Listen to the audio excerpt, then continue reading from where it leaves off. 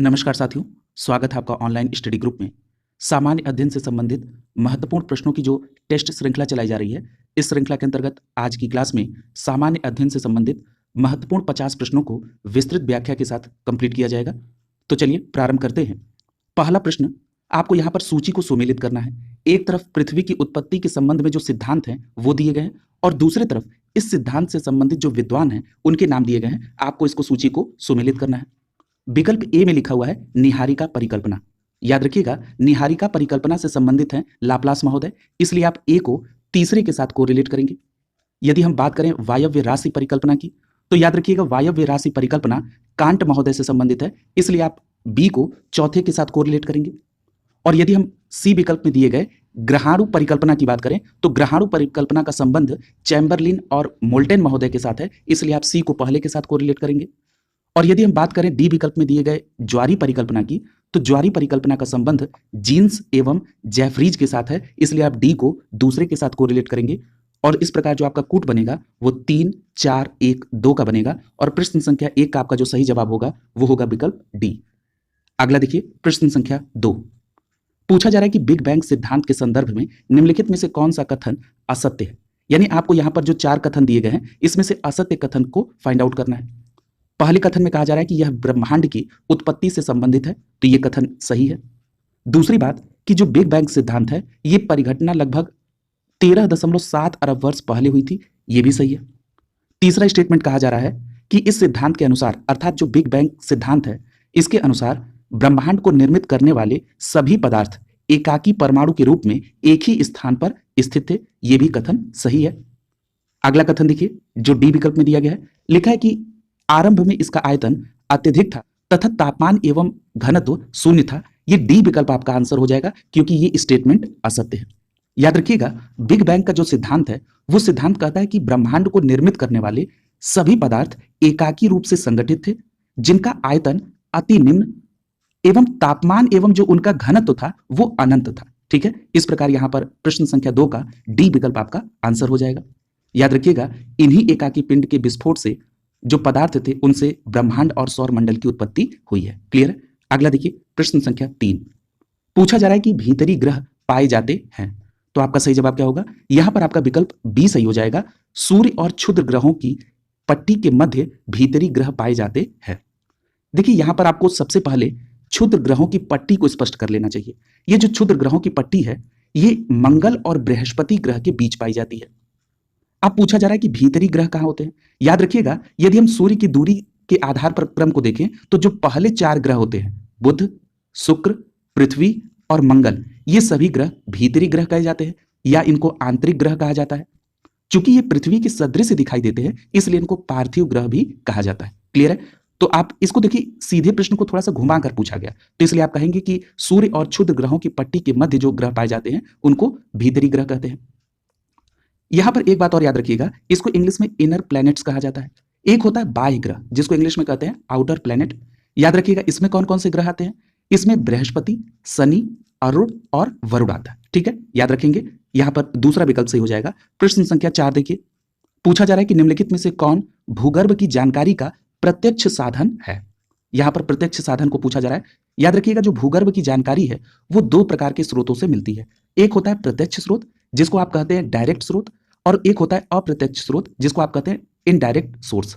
ठीक है, अगर हम प्रत्यक्ष स्रोत की बात करें तो इसमें ज्वालामुखी आता है, इसलिए प्रश्न संख्या 4 का विकल्प ए सही हो जाएगा। यदि हम डायरेक्ट सोर्स में और देखें तो जो खनन से प्राप्त चट्टानें हैं वो भी डायरेक्ट स्रोत के अंतर्गत आती हैं। क्लियर है, यानी वो कैसे साधन है, प्रत्यक्ष साधन है। जो यहां पर अन्य उदाहरण दिए गए हैं जैसे उल्कापिंड, गुरुत्वाकर्षण बल या चुंबकत्व, ये सभी कैसे स्रोत हैं, ये भूगर्भ की जानकारी के अप्रत्यक्ष स्रोत हैं, अर्थात इनडायरेक्ट सोर्स हैं। क्लियर है, इनडायरेक्ट सोर्स में ही आप भूकंपीय तरंगों को भी रखते हैं। क्लियर है, इस प्रकार प्रश्न संख्या 4 का ए विकल्प आपका आंसर हो जाएगा। प्रश्न संख्या 5 देखिए, प्रश्न संख्या 5 में पूछा जा रहा है कि निम्नलिखित में से कौन सा भूकंप का प्रभाव है। तो याद रखिएगा, भूकंप के प्रभाव से धरातलीय विसंगतियां आती हैं, यह भी सही है। मृदा द्रवण, यह भी सही है। सुनामी भी आती है, यानी यहां पर आपका डी विकल्प सही हो जाएगा। जितनी भी घटनाएं दी गई हैं या जितने भी प्रभाव हैं वो सभी भूकंप के कारण आते हैं। यदि हम भूकंप के कारण अन्य प्रभावों को देखें तो आप देखते हैं कि भूस्खलन, हिमस्खलन, सुनामी जो कि दिया भी है, इसके अलावा बांध और तटबंधों का टूटना, ठीक है, धरातलीय झुकाव, ये सभी किसके प्रभाव से, भूकंप के प्रभाव से आते हैं। ये प्रश्न संख्या 5 का यहाँ पर डी विकल्प सही हो जाएगा। प्रश्न संख्या 6 देखिए, पूछा जा रहा है कि निम्नलिखित में से कौन सा कथन असत्य है। पहला कहा जा रहा है कि महाद्वीपों की तुलना में महासागरों की नीचे की जो भूपर पट्टी होती है उसकी मोटाई कम होती है। ये स्टेटमेंट बिल्कुल सही है। देखिए, अगर आप इस प्रश्न को पढ़ने में थोड़ी सी भी त्रुटि करेंगे तो यह प्रश्न गलत हो जाएगा, इसलिए क्योंकि यहां पर असत्य कथन को पहचानने के लिए कहा जा रहा है। पहला कथन बिल्कुल सही है कि यदि हम बात करें महासागर के नीचे की औसत मोटाई की तो ये 5 किलोमीटर होती है, और जबकि महाद्वीपों के नीचे की जो मोटाई है वो 30 किलोमीटर होती है। इस प्रकार आप ये कह सकते हैं कि महाद्वीपों की तुलना में महासागरों के नीचे जो भूपर पट्टी है उसकी मोटाई कम होती है।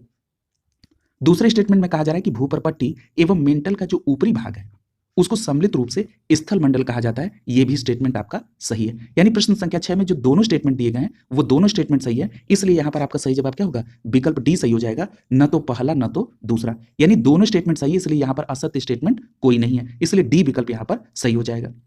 यहां पर एक बात और याद रखिएगा, यदि हम पृथ्वी की आंतरिक संरचना की बात करें तो इसमें सबसे पहले भूपर पट्टी, उसके नीचे मेंटल होता है जो कि 2 भागों में होता है, ऊपरी मेंटल और निचला मेंटल, फिर आंतरिक क्रोड और बाह्य क्रोड होता है। ये पृथ्वी की आंतरिक संरचना होती है, और इसमें जो भूपर पट्टी और ऊपरी मेंटल का जो क्षेत्र होता है उसी को स्थल मंडल कहा जाता है। क्लियर है।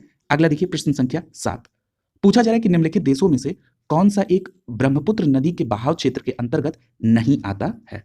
तो आपका सही जवाब क्या होगा, भूटान। याद रखिएगा, भूटान जो है ये ब्रह्मपुत्र नदी के बहाव क्षेत्र के अंतर्गत नहीं आता है।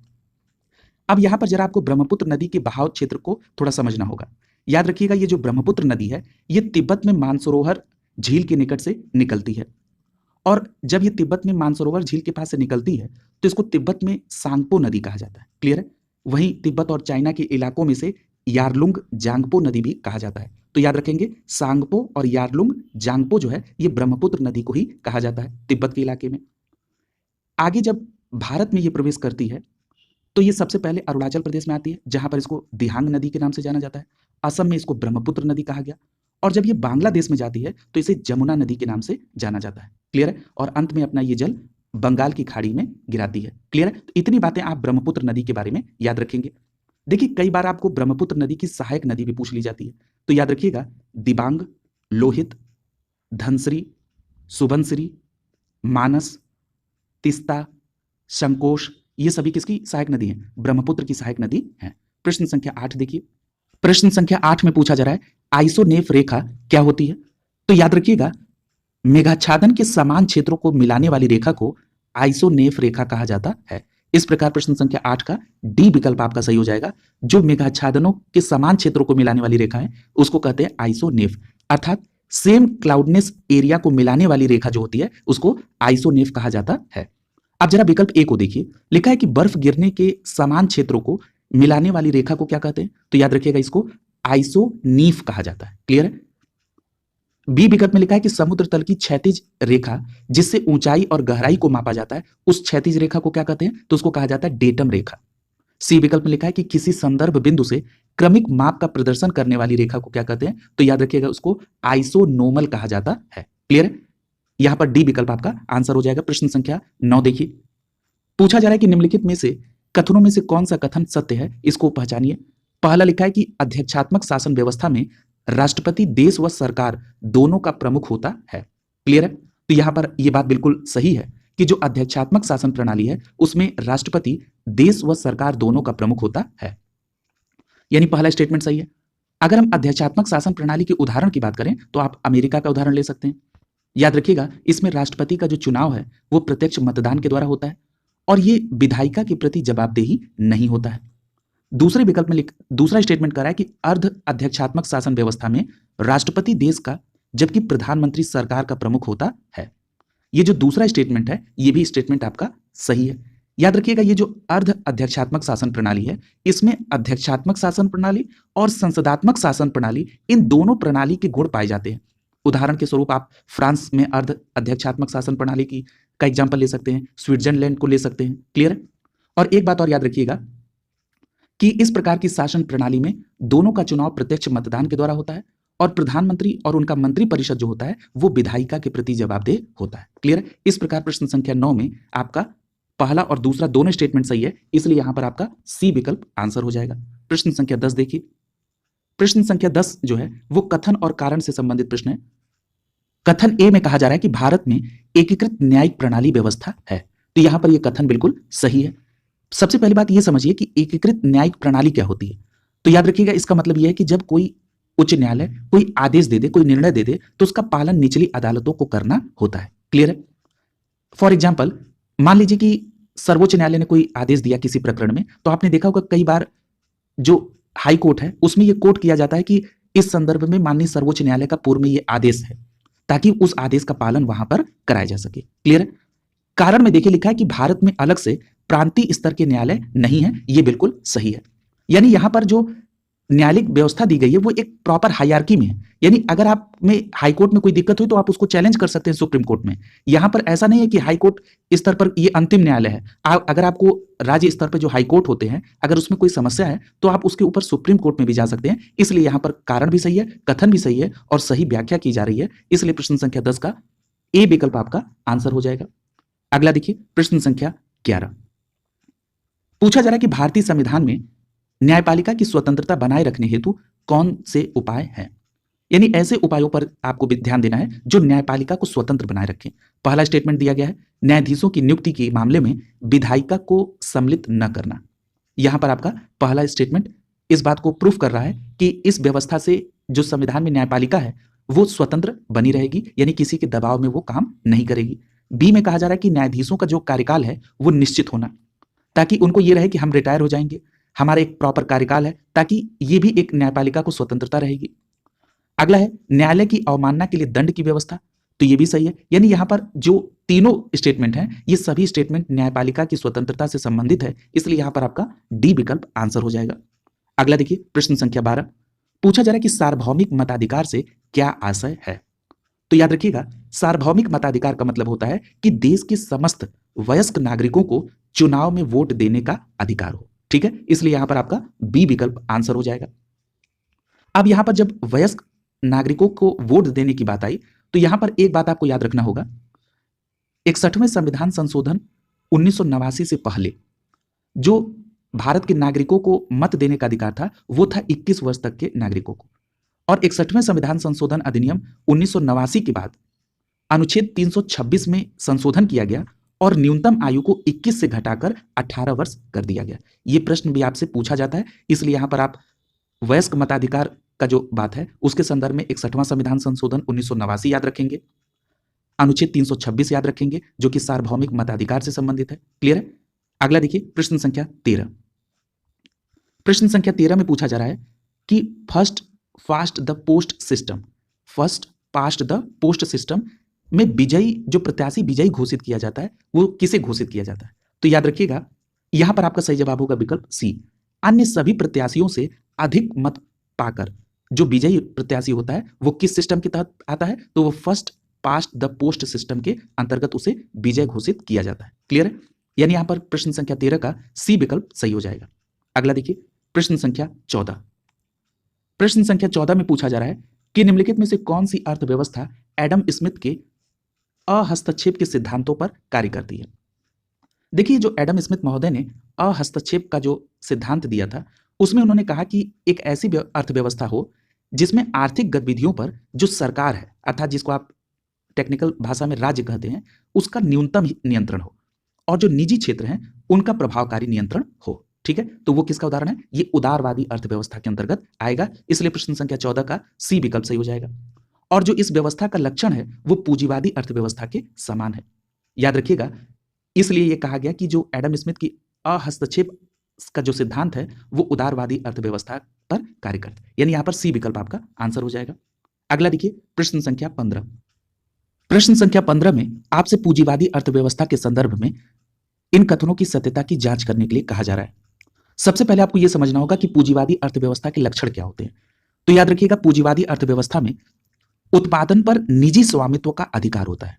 दूसरी बात, जो पूंजीवादी अर्थव्यवस्था है इसका उद्देश्य होता है लाभ कमाना। और एक बात याद रखिएगा, इसीलिए पूंजीवादी अर्थव्यवस्था को बाजार अर्थव्यवस्था कहते हैं। या इसे अनियोजित अर्थव्यवस्था भी कहा जाता है। अब आइए जरा इससे संबंधित जो स्टेटमेंट दिए गए इनकी सत्यता की जांच करिए। पहले स्टेटमेंट में कहा जा रहा है कि इसमें उत्पादित वस्तुओं का विभिन्न व्यक्तियों के बीच जो वितरण है उनकी आवश्यकता के अनुसार होता है। यहां पर ये स्टेटमेंट जरा ध्यान से पढ़िएगा, आवश्यकताओं के अनुसार यानी उनकी नीड के अनुसार। मान लीजिए नीड हो लेकिन परचेजिंग कैपेसिटी ना हो, तब कैसे वितरण होगा? इसलिए यहां पर यह कथन गलत है। जो पूंजीवादी अर्थव्यवस्था है इसमें उत्पादित वस्तुओं का जो वितरण है उसका आधार व्यक्तियों की क्रय क्षमता पर आधारित होता है, यानी उनकी परचेजिंग कैपेसिटी पर बेस्ड होता है, और साथ ही साथ वे किन वस्तुओं को खरीदने के इच्छुक हैं इस पर डिपेंड करता है। यानी दो बातें पर डिपेंड करेगा उत्पादित वस्तुओं का वितरण। पहला कि उनकी परचेजिंग कैपेसिटी, और जिसके पास परचेजिंग कैपेसिटी है वो किस चीज को परचेज करना चाहता है। यह पूंजीवादी अर्थव्यवस्था का मूल लक्षण है उन वस्तुओं के वितरण में। क्लियर है? इसलिए पहला स्टेटमेंट गलत हो गया। देखिए आवश्यकताओं के अनुसार का मतलब नीड, मान लीजिए नीड हो बट परचेजिंग कैपेसिटी ना हो। तो यहां पर दूसरा देखिए, इसमें उन्हीं उपभोक्ता वस्तुओं का उत्पादन होता है जिनकी बाजार में मांग है। यह बिल्कुल सही है, यानी यहां पर दूसरा स्टेटमेंट सही है लेकिन पहला स्टेटमेंट नहीं, इसलिए यहां पर आपका जो विकल्प सही हो जाएगा वो बी विकल्प आपका आंसर हो जाएगा। ठीक है, इसमें जो दूसरा स्टेटमेंट है वो सही है। प्रश्न संख्या 16 देखिए, ये कथन और कारण से संबंधित प्रश्न है। कथन ए में कहा जा रहा है कि स्वतंत्रता पश्चात कृषि में समानता लाने के लिए भू सुधारों की आवश्यकता हुई। ये स्टेटमेंट बिल्कुल सही है। और अगर आपको इसका उदाहरण लेना हो तो आप प्रथम संविधान संशोधन अधिनियम 1951 के तहत जो 9वीं अनुसूची जोड़ी गई ये भूमि सुधार से संबंधित थी। ये इस बात को बिल्कुल साबित कर रही है कि स्वतंत्रता पश्चात कृषि में समानता लाने के लिए भू सुधारों की आवश्यकता हुई और उसके अनुरूप काम हुआ। कारण में बताया जा रहा है कि इसका मुख्य उद्देश्य जोतों के स्वामित्व में परिवर्तन करना था। यह भी सही है। और क्या था? स्वामित्व में परिवर्तन कैसे होगा? इसमें बिचौलियों को हटाया जाए और जो वास्तविक कृषक है उनकी भूमि पर उनकी मालिकाना हक को दिलाना। और याद रखिएगा इसमें भूमि धारण करने की भी सीमा जो है निर्धारित की गई। इसलिए यहां पर कथन भी सही है, कारण भी सही है और सही व्याख्या भी की जा रही है। यहां पर ए स्टेटमेंट आपका सही हो जाएगा। अगला देखिए प्रश्न संख्या 17, पूछा जा रहा है कि अर्थव्यवस्था में संरचनात्मक सुधार के संदर्भ में निम्नलिखित में से कौन सा कथन सत्य है। देखिए यहां पर संरचनात्मक सुधार की बात की जा रही है। क्लियर है? तो आप सभी को पता है कि जो संरचनात्मक सुधार होगा वो कैसा सुधार होगा? दीर्घकालिक उपाय होगा। क्लियर? यानी यहां पर पहला स्टेटमेंट बिल्कुल सही है कि संरचनात्मक सुधार एक दीर्घकालिक उपाय होते हैं। क्लियर? और दूसरे स्टेटमेंट में कहा जा रहा है कि इनका जो उद्देश्य है वो अर्थव्यवस्था की कुशलता को सुधार कर देश के अंतर्राष्ट्रीय स्पर्धा क्षमता को बढ़ाना। ये भी स्टेटमेंट सही है। यानी यहां पर दोनों स्टेटमेंट सही है। अगर आप इसका उदाहरण लेना चाहते हैं तो इसका उदाहरण आप 1991 में जो भारत सरकार के द्वारा उदारीकरण, निजीकरण और वैश्वीकरण की नीति को अपनाया गया, ये स्टेटमेंट बिल्कुल उसको जस्टिफाई करते हैं। क्लियर? यानी यहां पर प्रश्न संख्या 17 का पहला और दूसरा दोनों स्टेटमेंट सही है। इसलिए जो आपका आंसर सही होगा वो क्या होगा? सी विकल्प यहां पर आपका आंसर हो जाएगा। अगला देखिए प्रश्न संख्या 18, पूछा जा रहा है कि सांकेतिक सिक्का से क्या तात्पर्य है। देखिए जो सांकेतिक सिक्का है ए स्टेटमेंट में लिखा गया कि वह जिसका अंकित मूल्य धात्विक मूल्य से अधिक होता है। ये पहला स्टेटमेंट यहां पर सही है। देखिए जो सांकेतिक सिक्का है इसको इंग्लिश में कहते हैं टोकन कॉइन। इसका एक सबसे अच्छा उदाहरण देखना हो तो आप सभी इस उदाहरण से परिचित होंगे। आपने पेपर देने जाने के संदर्भ में या कहीं पर भी जाने के संदर्भ में बस की यात्रा की या रेलवे स्टेशन पर भी आपने जब कोई सामान परचेज करने के लिए आप पैसा देते हैं तो वो कहते हैं सबसे पहले आप टोकन ले लीजिए। और कहीं कहीं आपको एक कागज की स्लिप मिलती है और या तो आपने देखा होगा कहीं कहीं प्लास्टिक के टोकन दिए जाते हैं और उस पर कुछ अमाउंट लिखा होता है, उसी को कहा जाता है अंकित मूल्य। तो कह रहा है कि अंकित मूल्य धात्विक मूल्य से अधिक होता है, यानी जिस पर वो अमाउंट लिखा गया है, जिस प्लास्टिक की चीज पर या जिस कागज पे, उसके मूल्य से उस पर लिखा हुआ मूल्य अधिक होता है। यह सांकेतिक सिक्का का तात्पर्य, ये बिल्कुल सही है।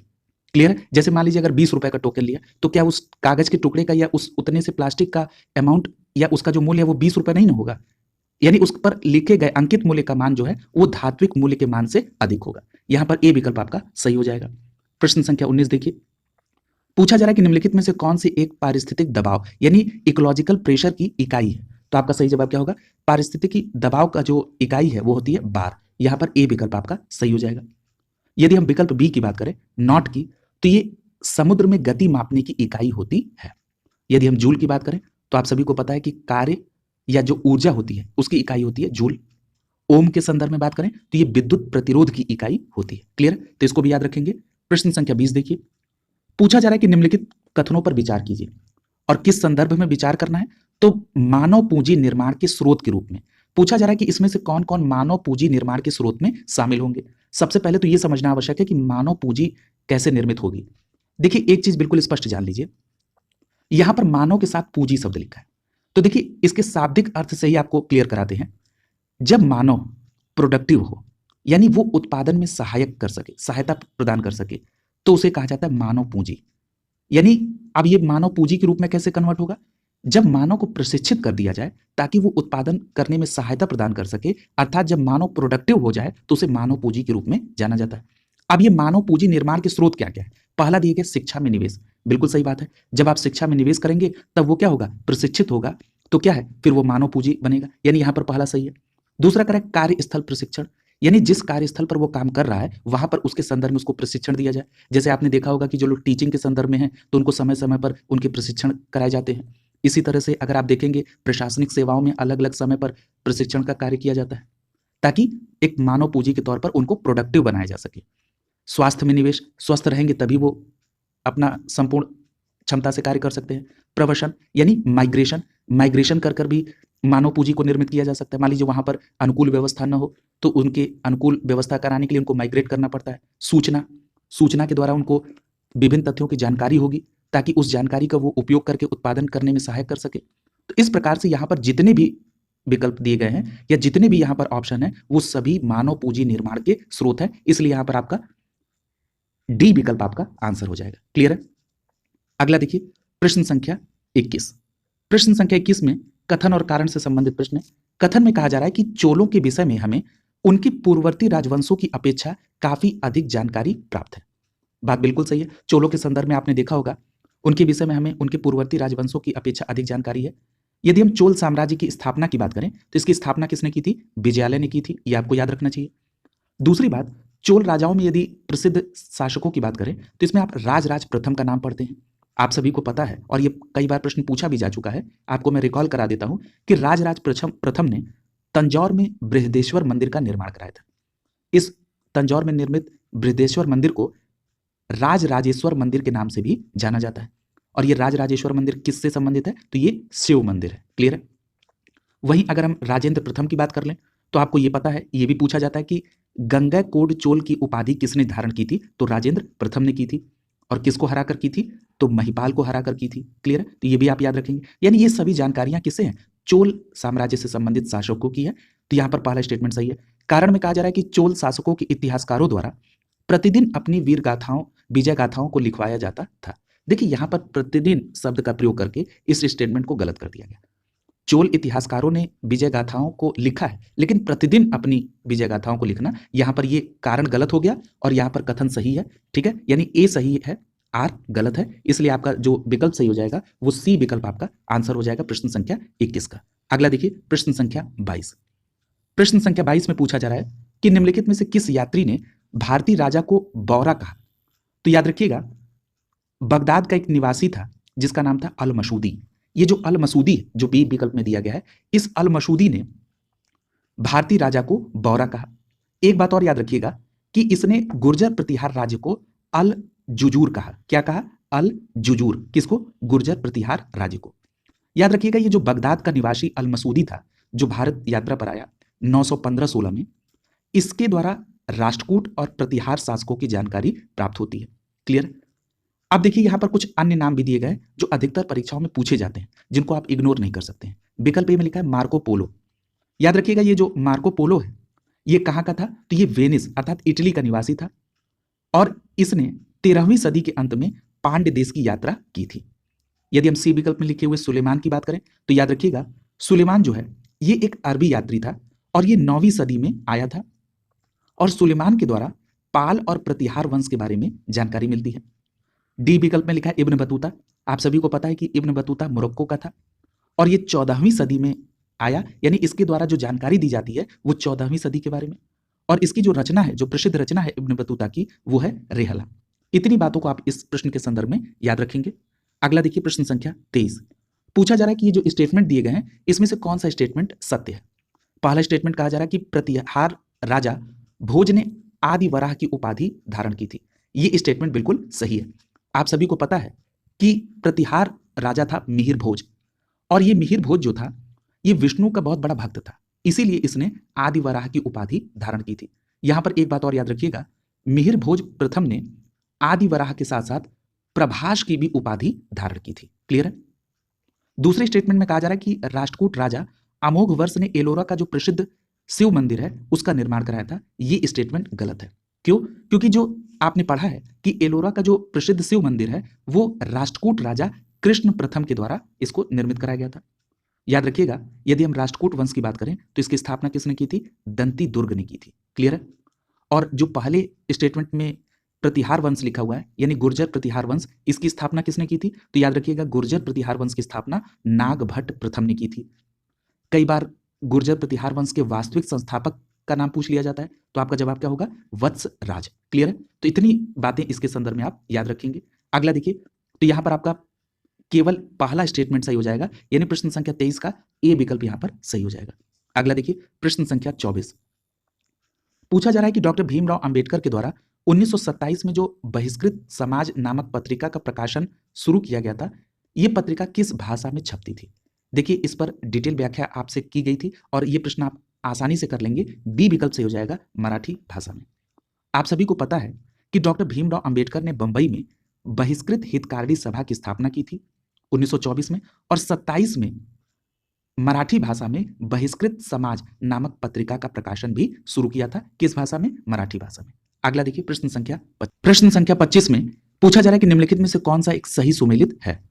पहला लिखा है मुल्ला दाऊद, इनकी रचना बताई जा रही है चांदायन, ये बिल्कुल सही है। अगला लिखा है अमीर खुसरो, इनकी रचना है आशिका, ये भी सही है। और सोमनाथ की रचना राग विबोध है, ये भी सही है। इसलिए प्रश्न संख्या 25 का यहां पर डी विकल्प सही हो जाएगा। ये कवि और उनकी रचना आप निश्चित तौर पर याद रखेंगे।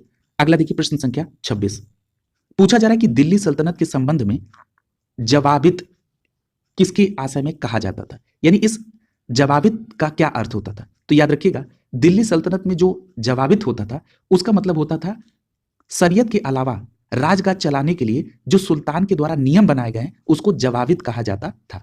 ठीक है? तो यानी यहां पर आपका सी विकल्प आपका सही हो जाएगा। शरीयत के अलावा राजगाद चलाने के लिए सुल्तान द्वारा बनाया गया नियम जवाबित कहा जाता था। ठीक है? यानी सी विकल्प यहां पर आंसर हो जाएगा। अगला देखिए, प्रश्न संख्या 27।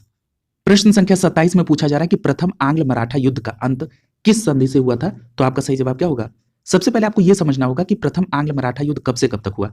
तो याद रखिएगा, 1775 से 1782 तक चला था प्रथम आंग्ल मराठा युद्ध, और यह सालबाई की संधि 1782 से यह इसका अंत हुआ था। और याद रखिएगा, जो प्रथम आंग्ल मराठा युद्ध हुआ था उस समय गवर्नर जनरल कौन था? तो वॉरेन हेस्टिंग। यहां पर कुछ और संधियां दी गई हैं, जरा इनको भी देख लीजिए। उनको देखने से पहले एक बात यहां पर जो अन्य आंग्ल मराठा युद्ध हुए जरा उसको भी कवर कर लीजिए। जैसे अगर हम द्वितीय आंग्ल मराठा युद्ध की बात करें तो याद रखिएगा, द्वितीय आंग्ल मराठा युद्ध 1803 से 1805 के बीच हुआ और उस समय गवर्नर जनरल बेलेजली था।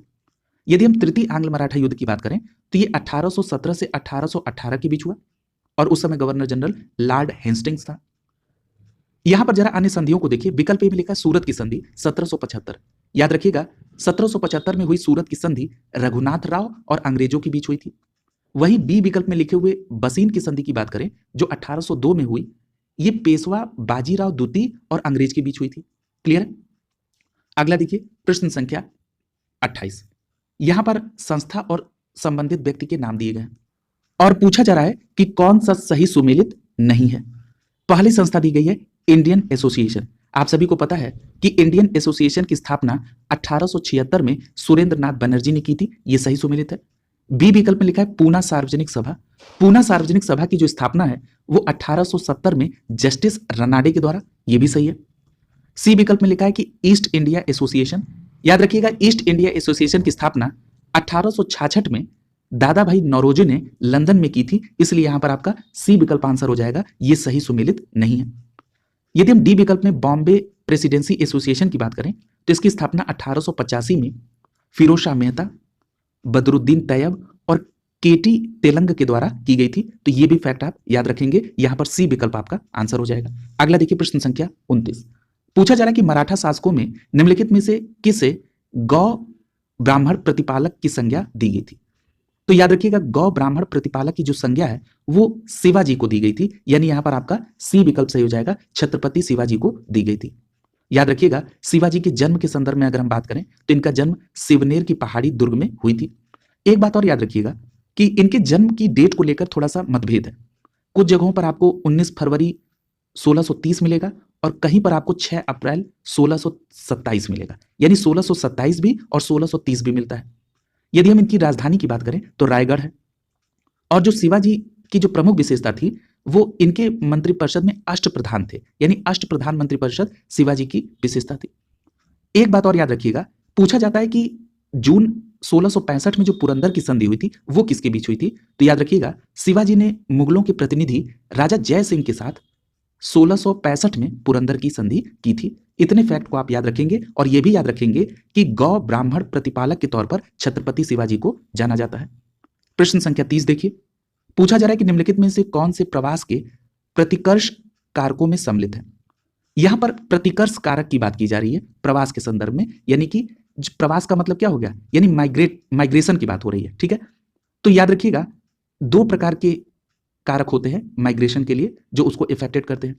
देखिए, एक होता है प्रतिकर्ष। प्रतिकर्ष कारक का मतलब होता है कि जो उसे पुश करे, यानी पुश फैक्टर, और दूसरा होता है अपकर्ष कारक, उसका मतलब होता है पुल फैक्टर।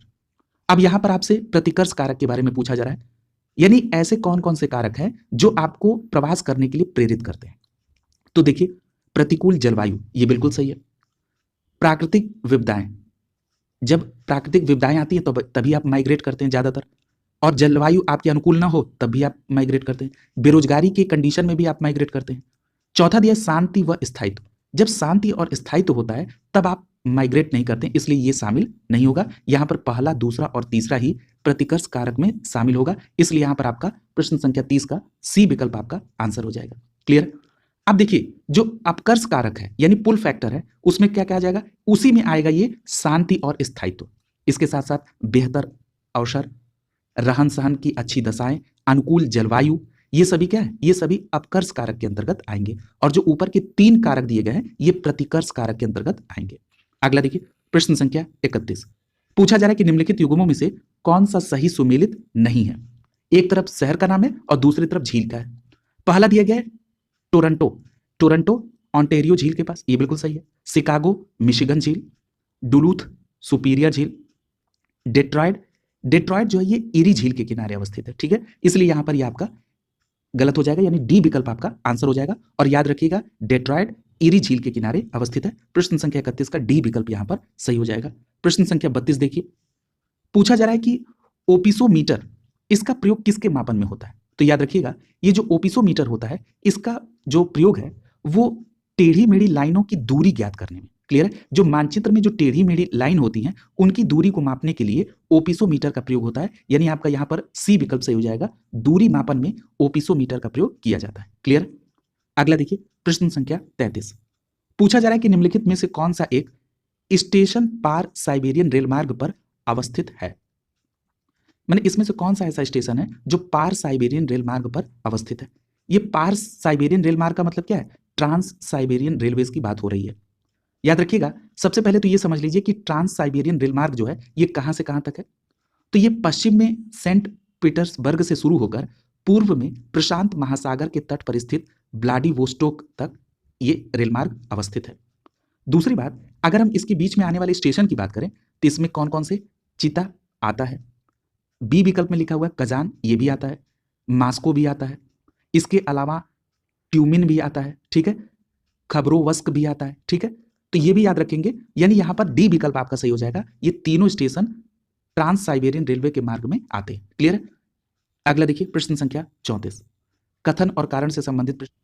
कथन ए में कहा जा रहा है कि परिवहन की मांग जनसंख्या के आकार से प्रभावित होती है। ये स्टेटमेंट बिल्कुल सही है, यानी जहां पर जनसंख्या का आकार ज्यादा होगा वहां परिवहन की मांग और ज्यादा होगी, और जहां पर जनसंख्या का आकार सीमित है वहां पर सीमित परिवहन व्यवस्था होगी। इसका मतलब ये आप कह सकते हैं कि जनसंख्या के आकार से परिवहन की मांग प्रभावित होती है।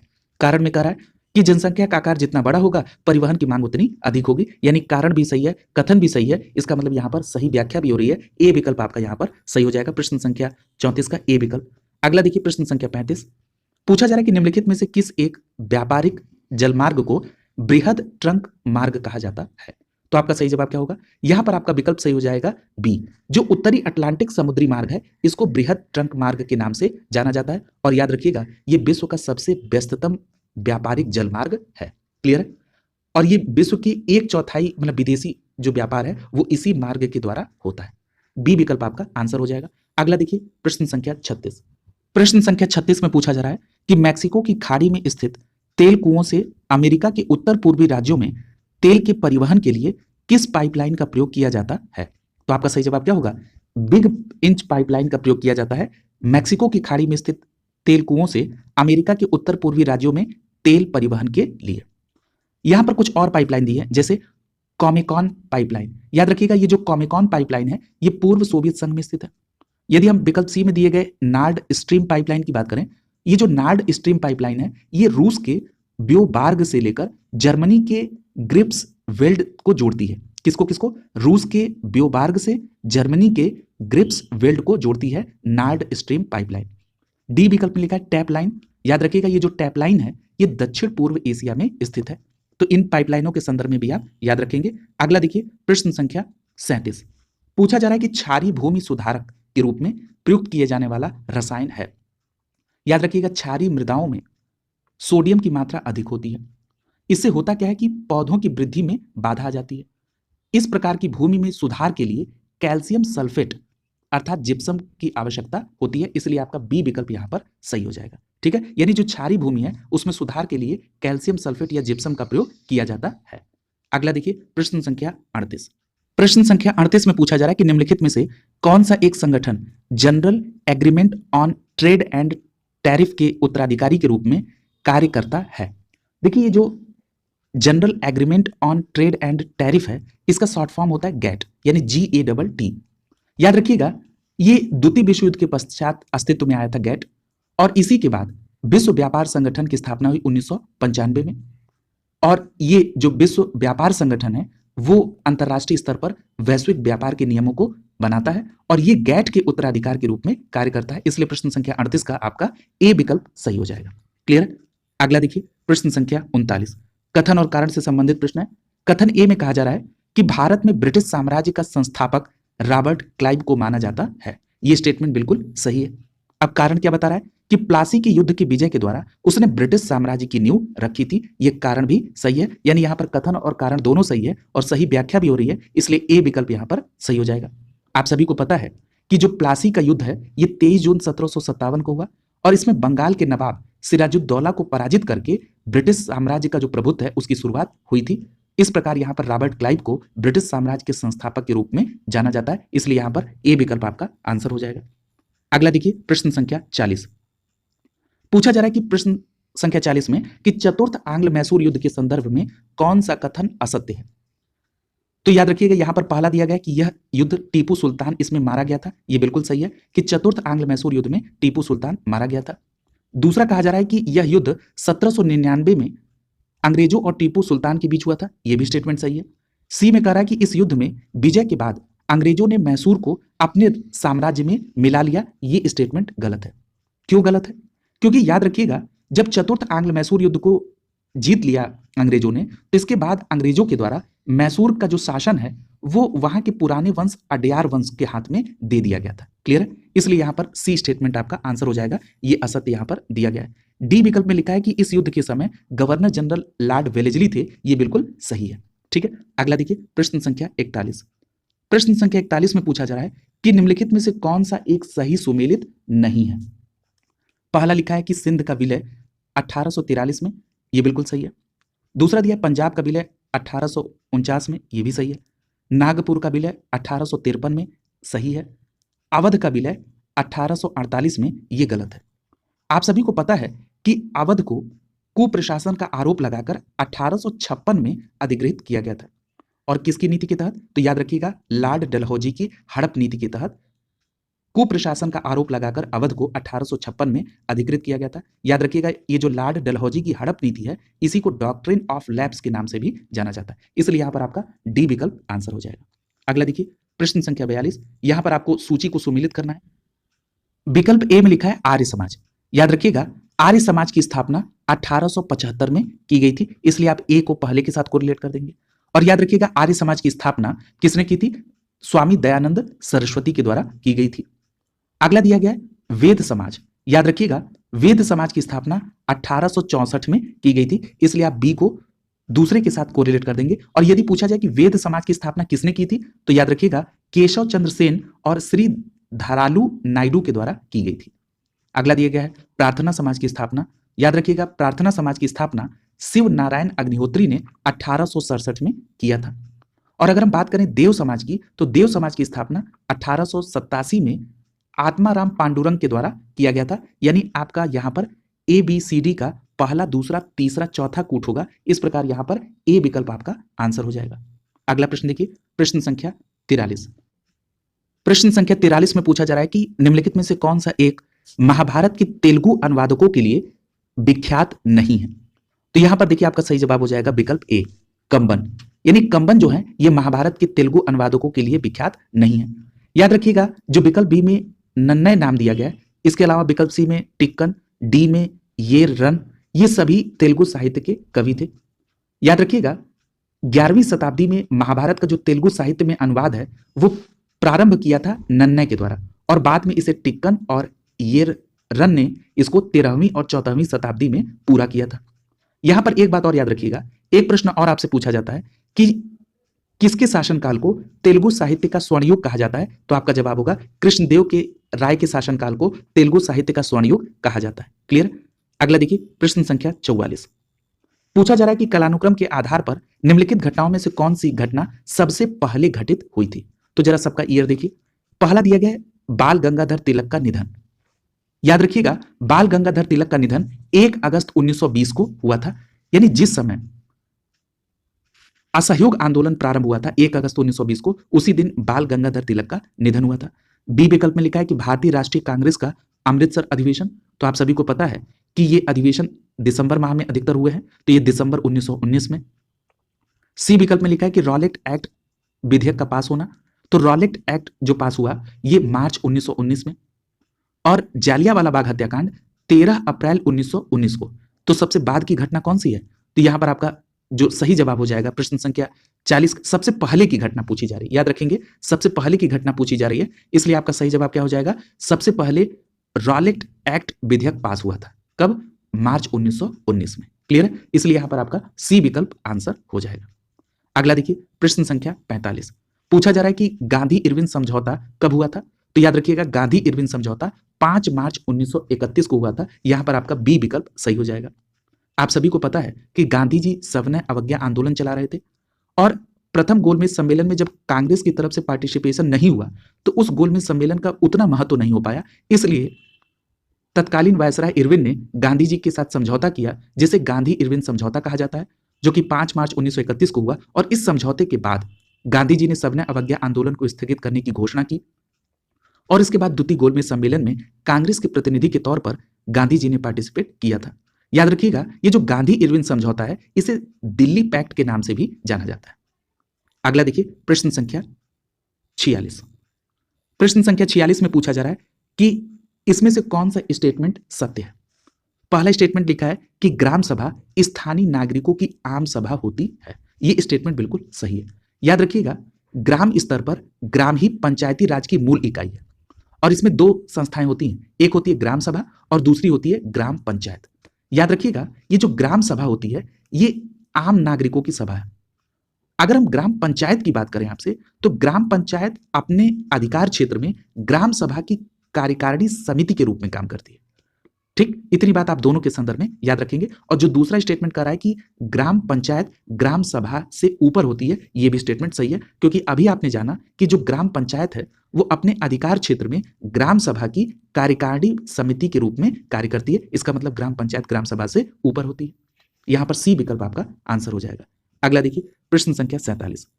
पूछा जा रहा है कि निम्नलिखित में से कौन सा एक कार्य भारत के चुनाव आयोग के द्वारा नहीं किया जाता है? पहला करा है कि मतदाता सूची का निर्माण और उसका रखरखाव यह किया जाता है। निर्वाचन क्षेत्र का परिसीमन करना यह भी चुनाव आयोग करता है।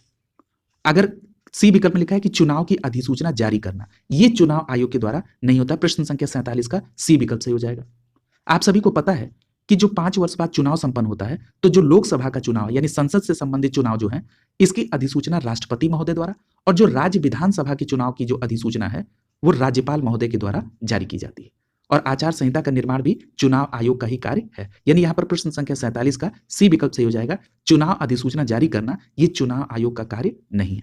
अगला देखिए प्रश्न संख्या 48। प्रश्न संख्या 48 के संदर्भ में पूर्व में भी कई बार बात हुई है। अब आपको उसको कोरिलेट करने का वक्त है। पूछा जा रहा है कि राज्य विधान परिषद में विधानसभा की कुल संख्या कि 1/3 सदस्य रहते हैं, लेकिन उनकी संख्या कितने से कम नहीं हो सकती है। याद करिए, मैंने आपको अनुच्छेद 168, 169, 170 और 171 बताया था। 168 के संदर्भ में आपको मैंने बताया था राज्य के विधान मंडल के बारे में व्यवस्था है। वही अनुच्छेद 169 के संदर्भ में बताया था कि जब विधान परिषद को सृजन या समाप्त करने की व्यवस्था हो। और अनुच्छेद 170 राज्य की विधानसभा की संरचना के संदर्भ में है और अनुच्छेद 171 विधान परिषद की संरचना के संदर्भ में। यानी जो यहां पर बात की जा रही है वहां पर अनुच्छेद 171 की बात हो रही है। अनुच्छेद 171 कहता है कि विधान परिषद की संरचना, इसके संदर्भ में कहता है कि जो उस राज्य की विधानसभा है उनके कुल सदस्यों की संख्या के 1/3 से ज्यादा सदस्य विधान परिषद में नहीं होंगे और कम से कम इसमें सदस्यों की संख्या 40, यानी 40 से कम सदस्य इसमें नहीं होंगे। इसलिए यहां पर बी विकल्प आपका सही हो जाता है। और आप सभी को पता है कि जो विधान परिषद के सदस्य हैं वो प्रत्येक 2 वर्ष पर 1/3 सदस्य इससे सेवानिवृत्त हो जाते हैं। क्लियर है? इस प्रकार यहां पर बी विकल्प सही हो जाएगा। इन सभी तथ्यों को आपको रिलेट करके याद रखेंगे। देखिए, जब बार बार आपको इसको रिकॉल कराया जाता है तो ये चीजें बिल्कुल स्वतः ही आपके दिमाग में आने लगेंगी। अगला देखिए प्रश्न संख्या 49। पूछा जा रहा है कि राष्ट्रपति कानूनी मामलों में भारत सरकार को सलाह देने हेतु महान्यायवादी के पद पर किसी को ऐसे व्यक्ति को नियुक्त करते हैं जिसके पास कैसी योग्यता हो। तो याद रखिएगा, उच्चतम न्यायालय के न्यायाधीश बनने की योग्यता हो। यहां पर बी विकल्प आपका सही हो जाएगा। और यह व्यवस्था किस अनुच्छेद में है? अनुच्छेद 76 में। जब आप अनुच्छेद 76 को देखेंगे तो उसमें शुरुआत में ही लिखा है कि राष्ट्रपति महोदय जो है वो ऐसे व्यक्ति को नियुक्त करेंगे महान्यायवादी जिसके पास उच्चतम न्यायालय के न्यायाधीश बनने की योग्यता हो। और ये किस लिए नियुक्त किए जाते हैं? तो ये नियुक्त किए जाते हैं भारत सरकार को सलाह देने के लिए कानूनी मामलों में। याद रखिएगा, इनकी नियुक्ति तो हो गई राष्ट्रपति महोदय के द्वारा। याद रखिएगा, ये राष्ट्रपति महोदय के प्रसाद पर्यंत ही कार्य भी अपना करते रहते हैं। क्लियर है? अगला देखिए, यहां पर बी विकल्प आपका सही हो जाएगा। और ये जो महान्यायवादी होते हैं ये सदन में इनको बोलने का और पार्टिसिपेट करने का अधिकार होता है, लेकिन ये मतदान नहीं कर सकते। क्लियर? अगला देखिए प्रश्न संख्या 50 और आज का अंतिम प्रश्न है। पूछा जा रहा है कि कवक के संदर्भ में निम्नलिखित में से कौन सा कथन सत्य है? पहला कथन कहा जा रहा है कि कवक अपना भोजन मृत और अपघटित जैव पदार्थों से प्राप्त करते हैं।